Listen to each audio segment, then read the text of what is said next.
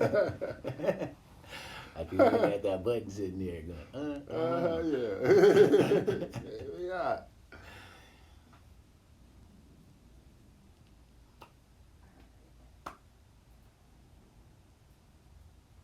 5, 4, 3, 2, 1.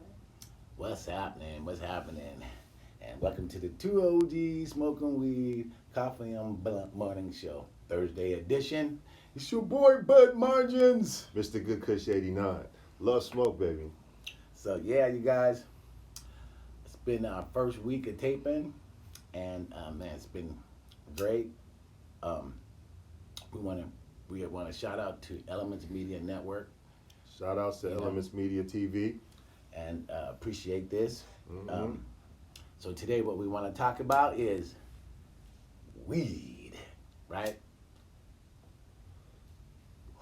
And why we want to talk about weed? Because we have this contest. And the contest was really about weed awareness, right?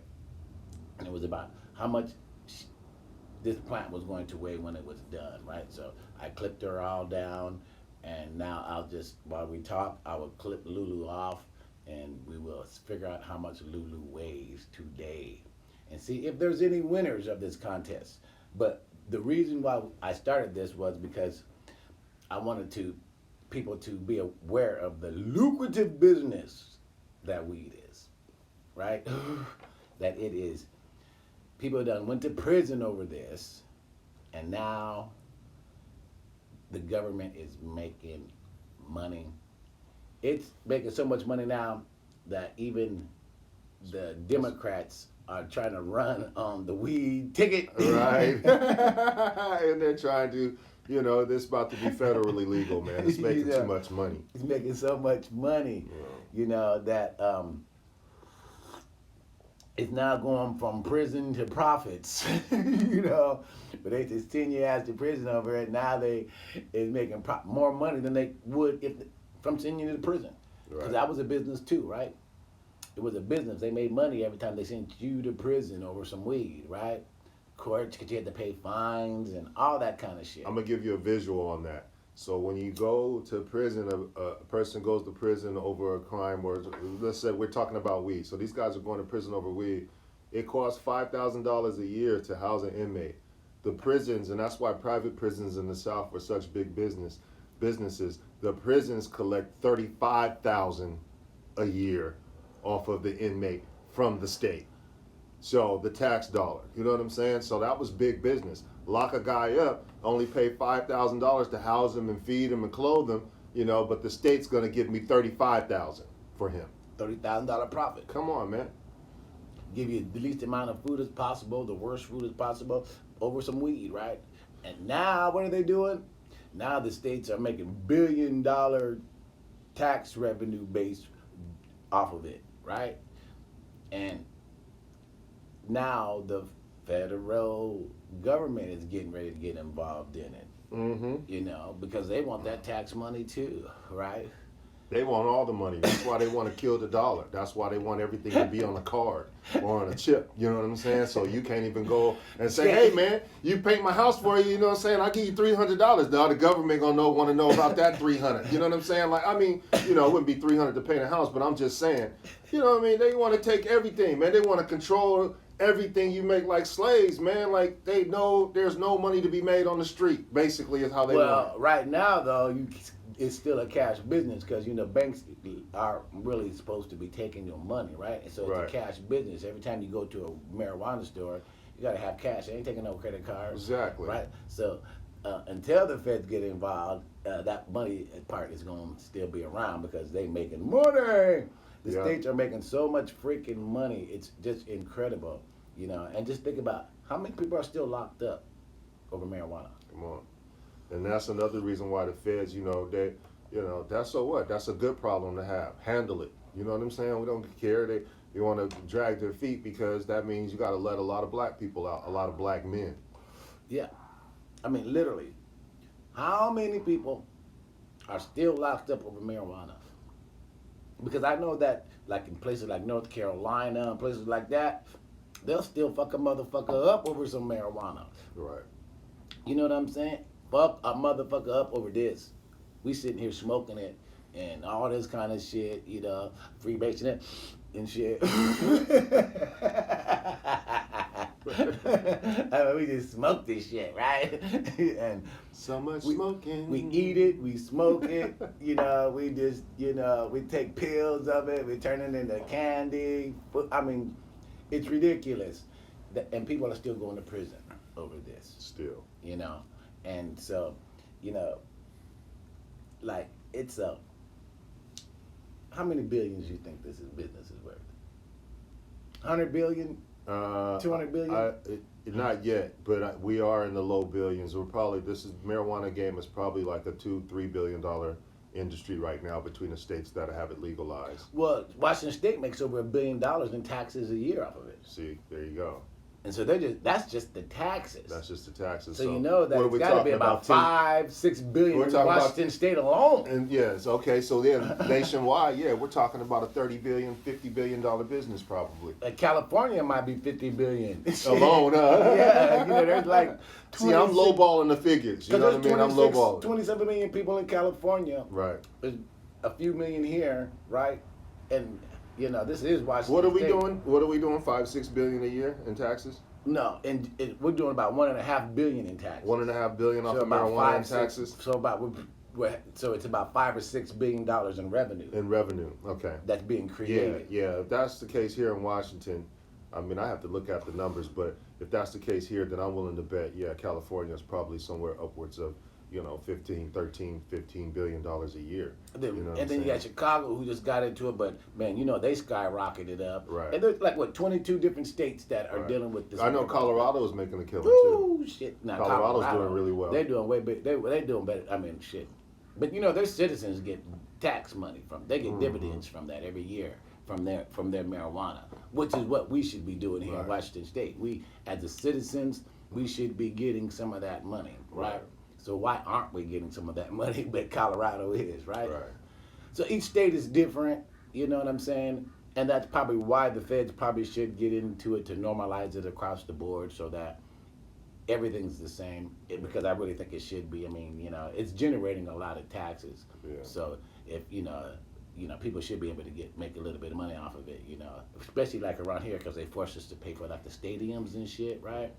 And the money that was supposed to be from the weed was supposed to go towards the stadium, was supposed to go towards schools and things like that, but it's just sitting up there accumulating money up there in the fucking state And capital. who are the number one consumers? Mm-hmm. In all categories, mostly we lead in all categories. Number one consumers, we should be making our own nation rich, like wealthy.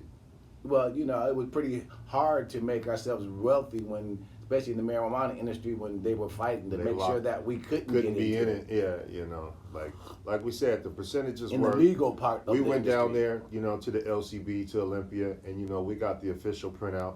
We talked to, you know, the officials directly in charge of, you know what I mean, changing the laws. Mm-hmm. And the official printout, they didn't even want to show it to us. They were so embarrassed Yeah. that, you know, it was 87% out of 450 stores in the state of Washington. 87% of them were white owned, less than 1% African American owned. None. Mm-hmm. They were partners with somebody, but Right. the other ones, the minorities that they were talking about, were women Yeah, that owned them. yeah. There are zero black owners in Seattle, you know, and Yeah. you know, and that was done on purpose. That was a plan where they came in and they rooted us all out. Generational wealth. Right. All those stores are doing probably $1 million plus. Oh, more than All that. that. You know what I'm saying? I'm just saying for that low ball, just, you know, at the basic figure, all of them are doing over $1 million. There's some that The- are doing like 12 million a year, some The- doing 7 million. Yeah, some the doing, smallest store I think is doing around $1.5 to $2 million a year Come on, man. in revenue. You know what I'm saying? And so they're making great livings at it and being able to build wealth and buy Black people property. out. You know, and they're doing that because we're going into their stores every day, giving them our money, but they didn't want us in. You know, Mm-hmm. and we just got another thing where I just watched it just a few seconds ago. It just says, "Why did the U.S. make marijuana illegal?" That's a good question. Why did Mm-hmm. America make marijuana illegal? Does anybody Yeah, because it was during the Nixon administration. You No, know it what was I'm saying? illegal I mean, before then. yeah, but he classified it as a drug. You know, it was illegal. Then they classified Tell it us. because they had to classify it as a drug to make it to justify saying a war on drugs. Okay, well, OG Willie, read to us Yeah, what they read say. what you got. Despite its medical usefulness, many American attitude towards cannabis shifted at the turn of the century. This was not the least. So they trying to say that it was American attitude towards it, but my grandma was alive, and they used to call it fireweed, right? Mm-hmm. And she said that the government came through and sprayed this chemical everywhere and eradicated it throughout the South because it grew wild everywhere in the South. And they called it, and her brothers used to go out and pick that stuff, and then her parents would say, you guys better not be smoking that fireweed. Yeah. But it was just marijuana that grew everywhere in the South, right? Yeah. And so it wasn't the people's choice.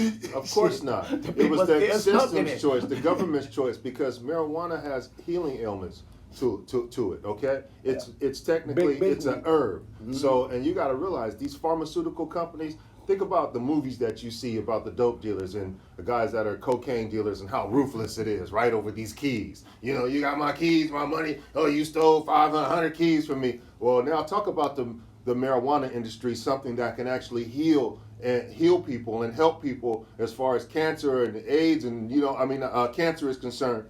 And then think about your pharmaceutical company.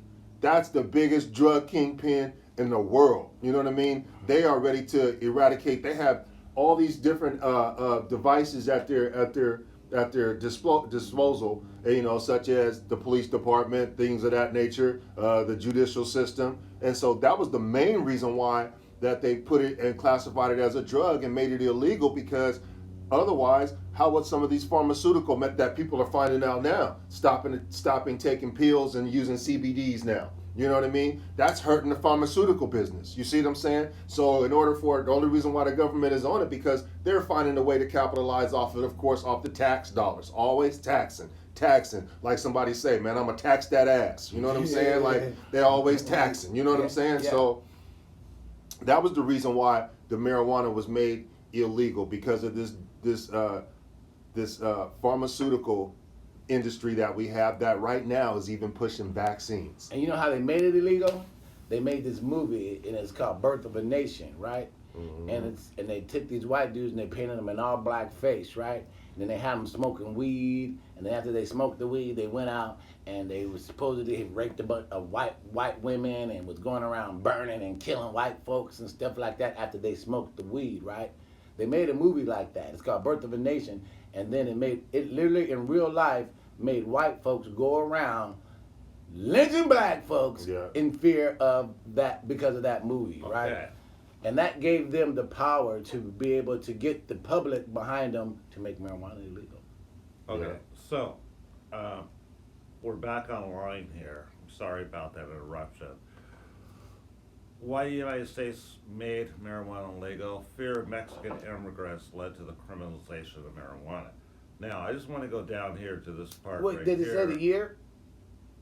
I just want to go down to this part here No, it that says this was at least partly motivated by Mexican immigrants to the U.S. around the time of 1910 Mexican Revolution, according to Eric Schlosser, author of Reefer, Madness, Sex, Drugs, Cheap Labor in the American Black Market.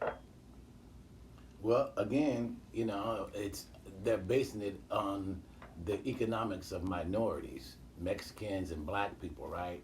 So the thing about it is Mexicans didn't invent marijuana. The North American Indian was already growing it before we got here, but we were growing it. Mexicans have been, marijuana's been all over marijuana's all over the fucking planet, Right. right? I mean, it grows in cracks in Afghanistan. That's where Right. the purple came from, right? So, I mean, but the thing about it is that George Washington and those guys, they were hemp growers. They grew this shit, right? But you're talking about they're afraid of Mexicans just coming in with it, right? In around 1910, and it just happened to coincide with the eradication of it and the Birth of a Nation movie and all that kind of stuff, right? Because in that movie they didn't depict a Mexican running around. George Washington had It was a slaves black growing. dude, They right? didn't know how to grow. They didn't know how to crop. It was just about making it so that you could criminalize,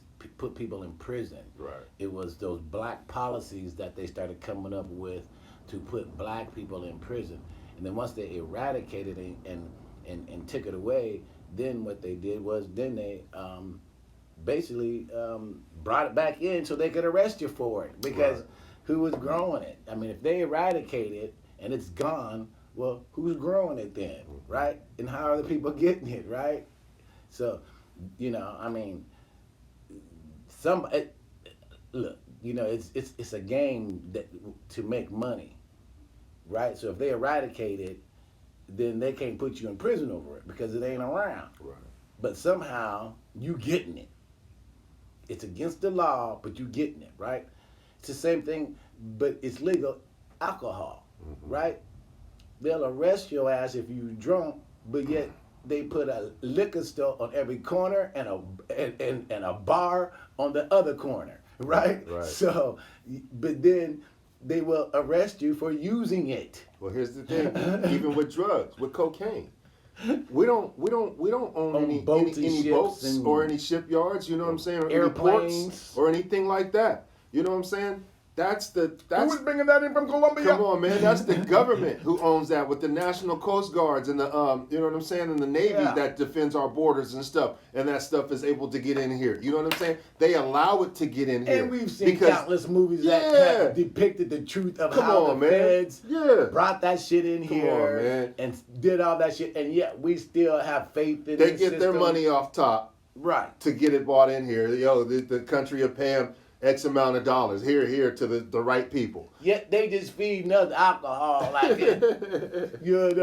Just feeding us alcohol. You know what I'm saying? Feeding, and then put that stuff on the streets, and then arrest the people on the streets who are using it after they paid for it to come here. Yeah, and that's what they do with that. And then see how they do that? And then they collect the tax dollars off of you after they lock you up. They get the tax dollars off the people, the nation. Right. Whole game, ain't it? They get paid off the top, and then they get the tax dollars coming in. See how they work it? They're setting up the system to make the money off of us. That's looting, right? And they did it with weed, and they do it with alcohol, cocaine, and like I said, they bring the cocaine in just like they make the alcohol. Bring the alcohol in. Where do you think alcohol come from? Come on, man. It come from the government. And now so does the weed, right? Literally, the weed is being grown for the state, right? Like, the state really owns your weed, and then you pay a certain amount to them for the weed that you're growing. Yeah. Washington State collected a total of $395.5 million in legal marijuana income. And now, ain't that a trip? That's a lot of money, guys.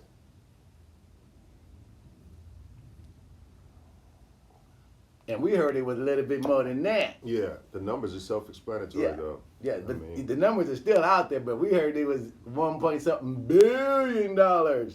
and hopefully sometimes as we speak, as we're talking, you can get an idea of this tree, how this thing looks, you know what I'm saying? How this thing, the hub of it and the extensions that extend off of it. When we talk about drugs, or, we talk about alcohol, or the legalization of marijuana, or, how that works through the court system, and then on down to the people, and how it matriculates, on down. So hopefully you guys can, get a sense and kind of see it, how it's working. Yeah, and what they do is, if it's illegal, they include us. If it's legal, they exclude us. They don't, they take us out of the picture. Right. Ain't that funny? And so, we have to understand what's really going on here. There's a war, and that war that is on us, right? And they're using these drugs in different ways to make money off of us, no matter what, right? When the weed was illegal, they were locking us up for it. But when it became legal, they kicked us out of the business and was willing to kill us over it because there's that much money being made that they were willing to come in with guns, point them at you, and if need be, shoot you. You know, and that was the feds, and that's how they ran African Americans out of it, right? And here in Seattle, the person that's responsible for that is now the mayor of Seattle. She was the federal prosecutor, you know, Jenny Durkin, right? And you know, and she now plays off black people like she black people friend, right? Oh, and she really like. Didn't they do that in 12 Years a Slave? I didn't even see the movie, but didn't they? Isn't that how they got the guy? No. They played as a friend or something like that, No. or something. He got. I seen that movie. No. Well, okay, I didn't. No, see they it. didn't act like it was his friend. He was walking and they kidnapped him. Oh, okay. And took his ass to the south. Okay, Right? that's what happened. But you know, like so, you know, it is. Well, how'd they get with the Indians? How did who get with the Indians? With Christopher, you know, the Europeans when they came, wasn't it somebody they acted as their friends first and then took them into captivity? Who was that? Man, I seem like this is a typical white person of the 1600s, right? That's what they did. I just heard it. You know, that's what they did. You know, I watched Vikings. You know, that's what they did. I mean, but that's always a misnomer. I mean, it's always a thing, not a misnomer, but it's always that's always out there. Like, you always have to, like, why do you have to beware of somebody like that? You know what I mean? So anyway, you know, that's our first segment for today. You know, we'll be back in a moment for this short, brief break. We want to say a shout out to Elements Media TV. What's up? What's up? Shout out to my boy Bud Margins of 2OG Smoking Weed. What's up? What's up? And shout out to Mobility TV and Rainier Avenue Radio. What's up, Mobility and Rainier Avenue? And shout out to our producer Mariah. Love What's Smoke, up? baby. What's We'll up, be back Mariah? in a moment. What's happening, 919? What up? Man, it's all right here. Segment 2. Yeah, you tuning in. We just getting ready to start with our second segment. Mm-hmm. If you guys have any questions over there, just let us, you know, I can't really see, but we can read them real quick. There is none. Okay. Whenever you're ready. Yeah, you can close that door. Yeah.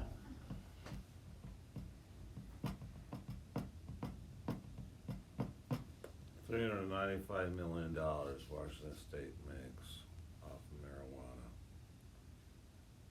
Yeah, it's almost half the Yeah. bill. Yeah. It probably is a bill, but what's being reported is probably Right. Yeah, because the stats we got, it was like 1 point something billion, and that was from the LCB, Washington State Liquor and Cannabis Board. Yeah. Yeah, I got that on there too. I was just reading that too. It's a lot of money, Okay, man. ready? Yep. 5, 4, 3, 2, 1. And we're back, you guys. Welcome to 2OG Smoking Weed. It's your boy Bud Margins. Mr. Good Kush 89. Love Smoke, baby.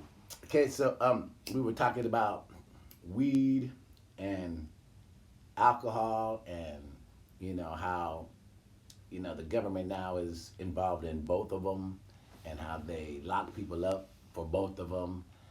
You know, isn't it funny how they do that, how they can do that to people and control? And so, but this is what I wanted to say too, before I cut of our last segment, is that, do you guys know why the federal government still has made marijuana not legal across the board? Because that way it gives them the ability to control who's in the industry and who's not in the industry, right? So when they start out in those states, what they do is they go through, because first these states have medical marijuana first, right? Then because they've passed the the legislation for the medical marijuana. So then what happens is people get involved in it, right? And what the feds do and the state do is the state gives you the legal license, right? And the feds kick back, and they already have a deal. What the feds do is they kick back because the state can't say, because you're black, I can't give you a license, right? They can't do that. So what they do is they let it get kicked back and let it get built up, right? And then the year before they start doing the rec, where they have to start giving out the licenses, the feds come through and act like they're clearing the field, but the only people they clear out are the black people.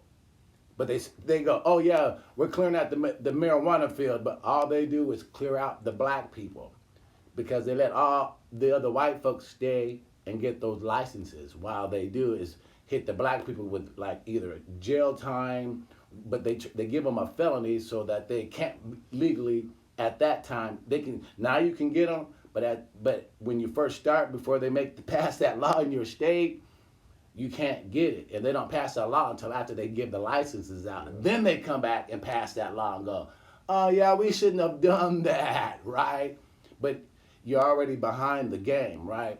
And this is a plan that they do, and I've watched it in state. They did it here. They did it in California. Listen, this is how they do it. They're so good at it. They started a social equity program in Illinois before they gave out one state license. So what's that telling you? That they ain't gonna be fair. That they gonna fuck you from the jump. So that's why we got the social equity program. Because you don't need the social equity program if you give out the licenses fairly, right? But they're already telling you that they're gonna fuck you, right? And so these are the problems that we have to deal with when it comes to the marijuana industry. And that's why the feds haven't, but wait till there's like 27 states, maybe 28 states that have legalized it. That's why once they get to be about 30 or so, maybe a little bit 30, that's when the feds are going to legalize it all the way, because then white folks have control of the industry at that point, right? It's already monopolized. It's already monopolized. And that's the reason why the feds don't legalize like that. the monopoly board in life with the economic monopoly board, you know, with the 400 years of slavery. Like we said, they got to go around 400 times, the monopoly board, collect the boardwalk, the park place, you know what I'm saying? Get everything, get all the prime property. Then they finally let us in the game to play. Now everything we land on, we got to rent, you know what I'm saying? Or, you know, we got to ask to get a piece of property, all while we're dodging jail right here, not collecting our $200 in retributions and can't pass go. Right. You know what I'm saying? Like, I mean, they do every game like that. They did the liquor like that. They're doing the marijuana like that. Every game to the minority, to African Americans, they go around the board, the monopoly board, the economic board, and then they seize everything, the prime, then they let us play. Yeah, after they've taken everything and gotten everything and already so deep into it that the chances are of you making it are so much harder, because why? They've already got everything covered, right? And it's just, you know, it's in plain view. It just, I don't know how many people are seeing it other than those of us that are in it, but, you know, it's insane that this is continuing, and, you know, and, like, this is funny. Look at how from Obama, then Trump, then now we got Carmela and Biden. They use marijuana to get the black vote. They use marijuana to get the black vote, but none of them do anything to pass those laws. Black pot entrepreneurs fight peace against this very white marijuana industry. They were prosecuting us most of the cannabis. Now they're on the street corners and our neighborhoods selling that stuff to us. Yes.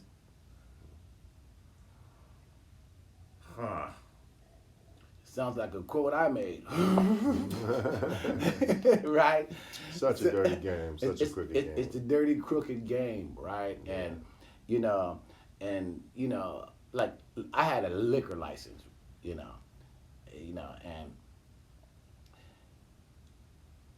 because, you know, liquor licenses have been going on for such a long, long time, you know, and what you have to go through to get a liquor license, and the government really has control over that. They really do. They have control over this. But it isn't the money maker that marijuana is, and so they just didn't allow, because it's it was going to take them a while to really learn how to control this industry, right? So they only allowed people in that industry that they felt were really, they just didn't want us to benefit from it, right? They didn't want us to benefit from it. We see it going on over and over and over and over again, not just here in Washington, but in every state that is opening up, and they try to act like they didn't know black people wanted to get involved, and just Wow. every It, excuse in the book. it also says other aspiring black pot entrepreneurs were effectively locked out of the state's legal marijuana industry from the beginning, partly a result of the maze of bureaucracy bullshit, as well as locking those resources to hire lawyers to navigate the process. Yeah. That was, when you're talking about the hiring of the attorneys, because the feds brought charges on you, and so you had to fight the attorneys, in order, because actually I know someone who did that, and this was an Asian dude, right, and then he hired the attorney, then because the feds came on him, but the feds didn't charge him with anything. They just came in, took his stuff, right? And they didn't charge him with anything. I know the dude, right? And then he hired an attorney. They gave him back all his shit, and then he got a license and opened up. And now he put the processing business, his grow up, in his mother's name, and he has a store, a marijuana store.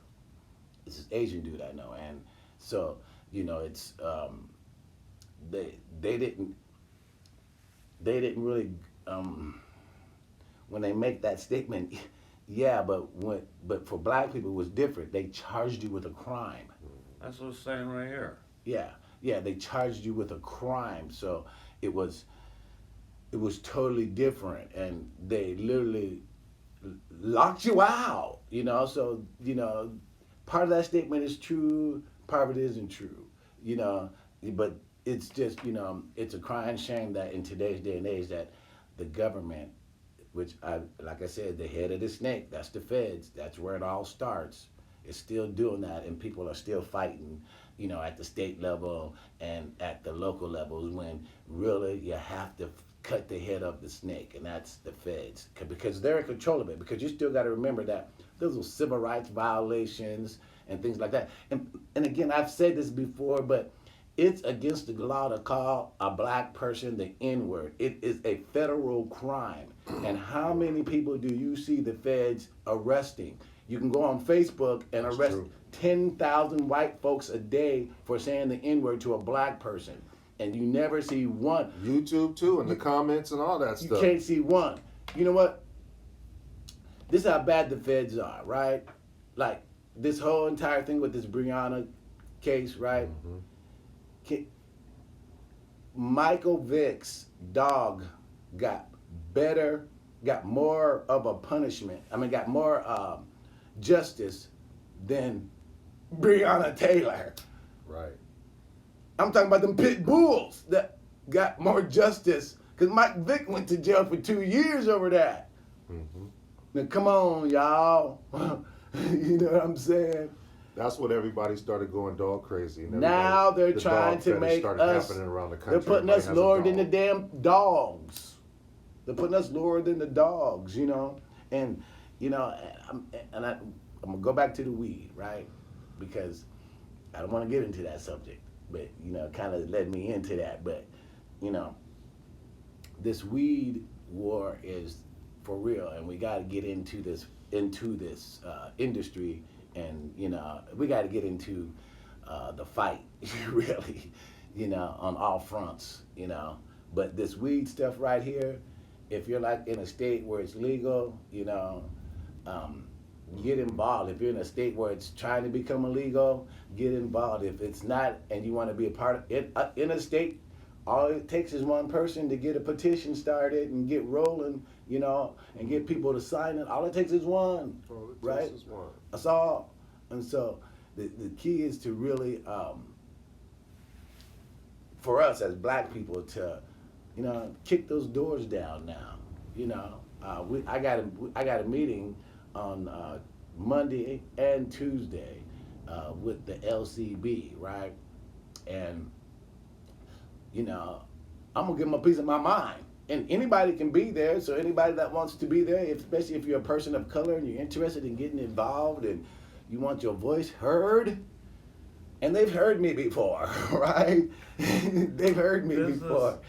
But we're gonna do this over again. We're gonna do this over again with these guys. Because we want to be involved. This is too funny. Before Washington voters approved marijuana legalization, black people in the state were 2.8 times as likely as white residents to be arrested for marijuana possession. That kills me. Yeah, I mean, it's incredible. It kills me. And then they do these horrible. They're crimes. They're crimes. Those are crimes when they do those things against us. Sending us to prison while they allow other people to make money, and legally. Those are crimes, and we have, as black people, have to stop being afraid to call them out.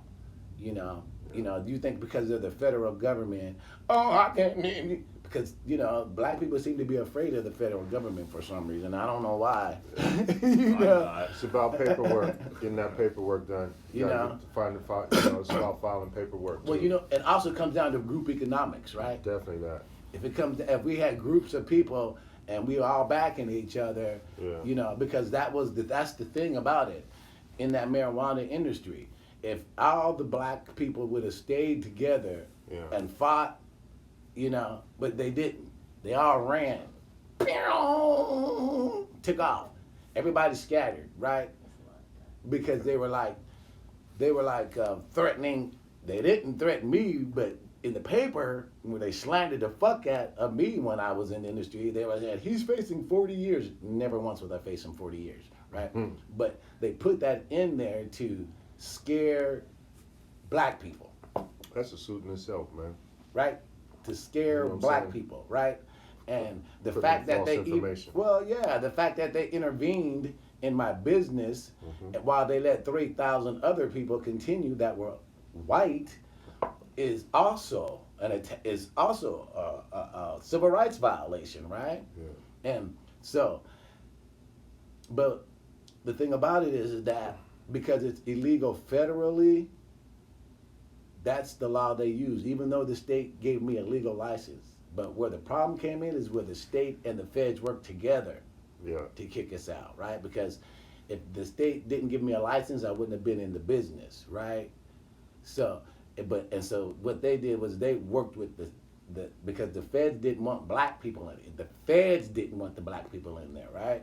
The feds don't want black people in the industry.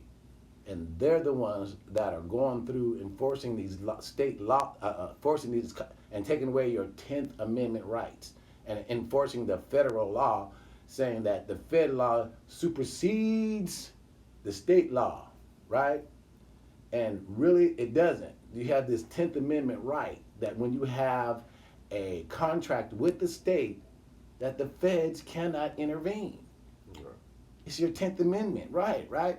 But because I'm black, they basically said I didn't have that 10th Amendment right. That's what the feds said. Because I'm black, I basically didn't have that. And that was Vince Lombardi III and Jenny Durkin. And we're talking about because they didn't want African Americans to make money in the weed industry legally. And these are the people that we are fighting. It's systemic racism at its highest level. Exactly what it's been. Systemic racism at the highest level, right? And you think if you think they did it real I mean, because I was directly affected, it's bad. But just think about all the other black people whose businesses were burned down and, and destroyed and all that stuff. Boston, remember that Boston market, right? That place? Well, they were everywhere you see in a Kentucky Fried Chicken, you see the Boston market across the street. And what would happen is you see people at the Boston market and the Kentucky Fried Chicken was empty, right? So what happened was the feds got involved. They did a tax audit on the Boston market, closed them down for freaking 3 years while they did the tax audit on them. They had some good food too. Yes. I ate it a couple times. And that was an African American owned business. Yeah. See? Yes. These brothers own that Right. business. They started it out of college. And the feds came in and ruined their business. What are you doing with Lulu today? Oh, yeah, you guys. We're supposed to be.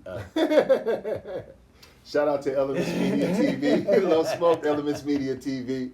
Shout out to Mobility TV. Shout out to Rainier Avenue Radio. Shout out to Bud Margins. And shout out to our producer, Mariah. At 2OG Smoking Weed, Love Smoke, baby. And everybody's been waiting. So, here's Lulu. So I'm gonna be cutting Lulu down, and so what I may do later on is, come on and, because what I got to do is, I got some clips here. I was gonna start the first half, right? Mm-hmm. I was gonna start this by just clipping her down, because I wanted people to kind of see a little bit, but all we do is we start clipping her like this, and they start coming off. You see that clip, ladies and gentlemen? Surgical. Precision. Usually I have something that I catch it on, right? Yeah. See how they just pop and bounce everywhere. That bud. But it's still doing the curing process, but it's been, yesterday was day 10. So I took all the leaves off of it yesterday. Crystals, y'all. It's really, really crystally. Still curing. In about 4 or 5 days, it will have the best smell, because it takes about anywhere from 12 to 13 days or 14 days, 15 days or so for the smell to really get the way you want.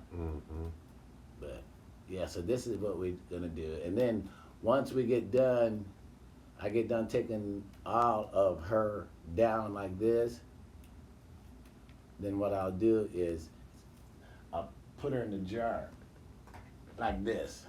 This is her. This is just the stuff that when I was taking the leaves off, that was That's your pre-roll, ladies and gentlemen. yeah. So this also is part of the weight. So we will weigh all that too, and so we will. But yeah, she's really, really dry. Right there. Yeah, on the ground. Yeah, we'll get that. And so, but this is how easy it is. It's not like it's really difficult to cut her, right? But she's really, really crystally. The smell is good. I don't know what she's like compared to her sisters. Her sisters are, man, some fire. So Sisters are some fire. we will see. I was just smoking one. Yeah.